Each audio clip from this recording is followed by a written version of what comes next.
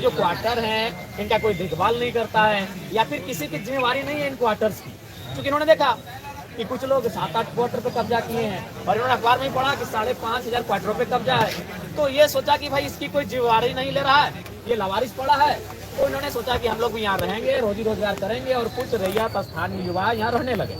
उसी क्रम में सूचना हुई, पुलिस की टीम आई, इनको धमकाया गया, चमकाया गया कि नहीं क्वार्टर को खाली कीजिए। तो इन्होंने भी कहा कि सर हम लोग 7 क्वार्टर को खाली कर देंगे, लेकिन सबसे पहले 5,500 क्वार्टर में अवैध रूप से हैं उन सबको खाली कीजिए, नहीं तो ये गलत है। कोई झारखंड का आदमी जब क्वार्टर में आता है तो आपको इलीगल लगता है, अगर इलीगल है तो सबके लिए इलीगल होना चाहिए।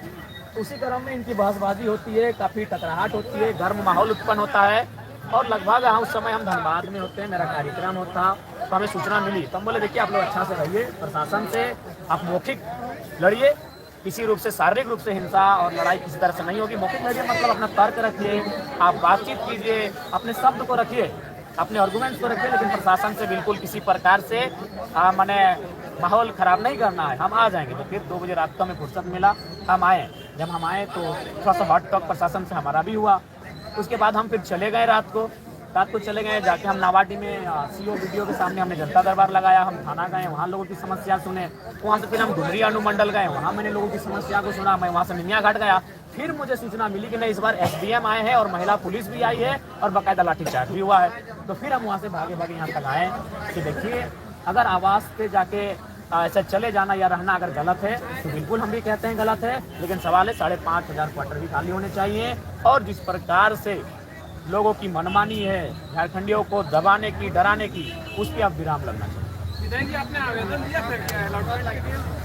जी लड़कों ने आवेदन दिया था, 4 आवेदन दिया था, 4 दिया गया था सीसीएल के द्वारा।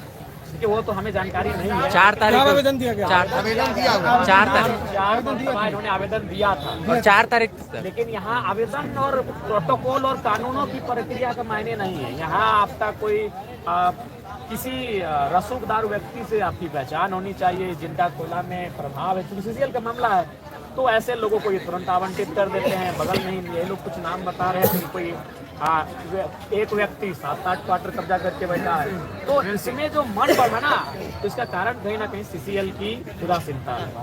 इसीलिए सीसीएल को अपनी उदासीनता को त्याग करते हुए और बिल्कुल जो लोग सीसीएल के कर्मी हैं उनके अलावा जो भी अवैध क्वार्टर कब्जे में है उसकी जाँच हो और उन्हें कहीं ना कहीं कब्जा मुक्त करना चाहिए। जी जनरल मैनेजर से हमारी बात हुई है और बिल्कुल हम लोग एक तरह से ये एक बहाना था इस आंदोलन को चर्चा में लाने का, इस विषय को चर्चा में लाने का, और हमें लगता है कि हम लोग अपने उस मकसद में कामयाब रहे हैं। और आंदोलन के माध्यम से, चर्चाओं के माध्यम से भी इस माहौल को गर्म रखना है। सदन जब आएगा तो सदन में भी सवाल उठेगा और साथ ही साथ हम लोग कागजी प्रक्रियाओं के माध्यम से भी इस विषय पे लगेंगे कि अवैध जो कब्जा है, चाहे वो धनबाद के 58,000 क्वार्टर रहें या सीसीएल के 5,500 रहें या बीटीपीएस के रहें या चंद्रपुरा के रहें, अवैध होता है वो खाली।